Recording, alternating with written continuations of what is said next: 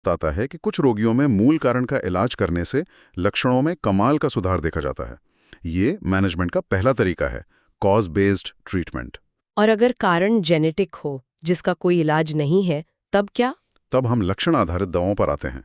ये दवाएं अटैक्सिया को ठीक नहीं करती, लेकिन उसके लक्षणों को नियंत्रित करने में मदद करती हैं, ताकि मरीज बेहतर ढंग से काम कर सके। जैसे कम कंपी या ट्रेमर्स को कम करने के लिए प्रोप्रानोलॉल, मांसपेशियों की जकड़न के लिए बैक्लोफेन या चक्कर आने पर कुछ खास दवाएं। तो ये दवाएं एक तरह के टूल्स हैं, बीमारी का हल नहीं।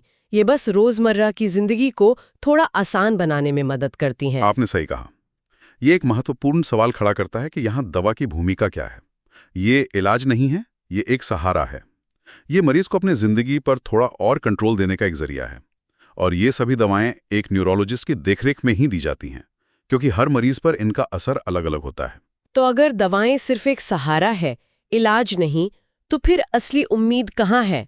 क्या मरीज के पास कोई ऐसा हथियार है जो दवाओं से भी ज्यादा असरदार हो? हाँ, है।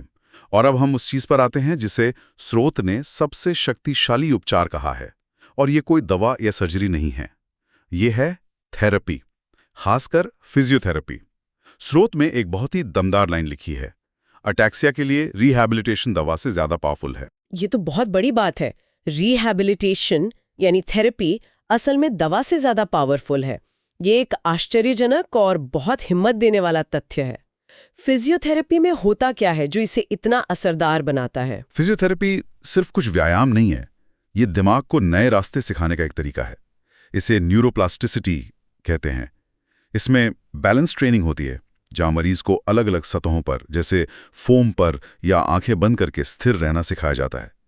चाल प्रशिक्षण यानी गेट ट्रेनिंग होती है, जिसमें चलने के तरीके को सुधारा जाता है। शरीर की कोर मांसपेशियों को मजबूत करने पर बहुत जोर दिया जाता है, क्योंकि हमारा सारा संतुलन वहीं से आता है। और वो बारीक काम जैसे बटन लगाना या लिखना, उसके लिए भी कुछ होता है? उसके लिए कोऑर्डिनेशन अभ्यास होते हैं, जैसे एक खास पैटर्न में चीजों को उठाना और रखना। और सबसे जरूरी, गिरने से बचाव की रणनीतियां सिखाई जाती हैं। इसके ठोस लाभ हैं। नियमित थेरेपी से गिरने की घटनाएं कम होती हैं, चलने में स्थिरता बेहतर होती है, और इससे मरीज का आत्मविश्वास बढ़ता है, जो उन्हें ज्यादा आत्मनिर्भर बनाता है। फिजियोथेरेपी के अलावा स्पीच थेरेपी का भी जिक्र है। ये कितनी जरूरी है? ये बहुत जरूरी है। जब बोली अस्पष्ट हो जाती है तो इंसान समाज से कटने लगता है। स्पीच थेरेपी सिर्फ बोलना साफ नहीं करती, ये कम्युनिकेशन का आत्मविश्वास लौटाती है। इसमें सांस लेने की तकनीक, जीभ और होंठ की मांसपेशियों को मजबूत करने के व्यायाम शामिल होते हैं। स्रोत में किसी मरीज का एक अनुभव बताया गया है, जहां उन्होंने कहा कि स्पीच थेरेपी के बाद पहली बार अपने पोते का नाम साफ साफ बोल पाना उनके लिए किसी भी दवा से बढ़कर था। ये छोटी छोटी जीत ही असल में सबसे बड़ी होती हैं। और निगलने की समस्या के लिए भी यही थेरेपी काम आती है? हाँ, निगलने की थेरेपी भी स्पीच थेरेपिस्ट ही कराते हैं। ये बहुत ज़रूरी है, क्योंकि अगर खाना या पानी फेफड़ों में चला जाए तो निमोनिया जैसी गंभीर समस्या हो सकती है। तो ये सिर्फ क्वालिटी ऑफ लाइफ नहीं, बल्कि जान बचाने के लिए भी ज़रूरी है। हमने शरीर की बात की, थेरेपी की बात की, लेकिन मन का क्या? स्रोत इस पर भी जोर देता है कि मानसिक स्वास्थ्य भी उपचार का एक अहम हिस्सा है। अटैक्सिया के साथ जीना मानसिक रूप से बहुत थका देने वाला हो सकता है। निश्चित रूप से। अवसाद, चिंता, गिरने का लगातार डर और सामाजिक अलगाव जैसी चुनौतियां बहुत आम हैं।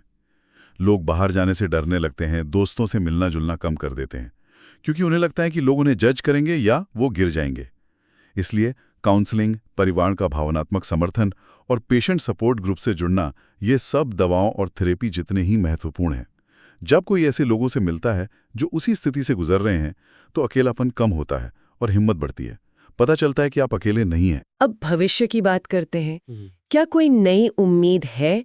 टेक्नोलॉजी और मेडिकल साइंस इतनी तरक्की कर रही हैं, क्या अटैक्सिया के लिए कुछ नया हो रहा है? इस पर स्रोत हमें एक रियलिटी चेक देता है।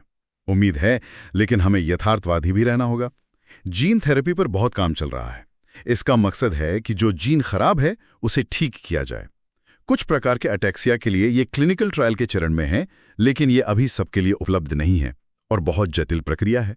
इसके अलावा न्यूरोप्रोटेक्टिव दवाओं पर भी रिसर्च हो रही है, जो मस्तिष्क की कोशिकाओं को और अधिक नुकसान से बचाने का काम कर सकती हैं, लेकिन ये भी अभी प्रायोगिक स्तर पर हैं। और स्टेम सेल थेरेपी के बारे में बहुत सुनने को मिलता है। क्या वो एक विकल्प है? यहाँ स्रोत एक बहुत महत्वपूर्ण चेतावनी देता है। फिलहाल अटैक्सिया के लिए स्टेम सेल थेरेपी कोई वैज्ञानिक रूप से सिद्ध उपचार नहीं है।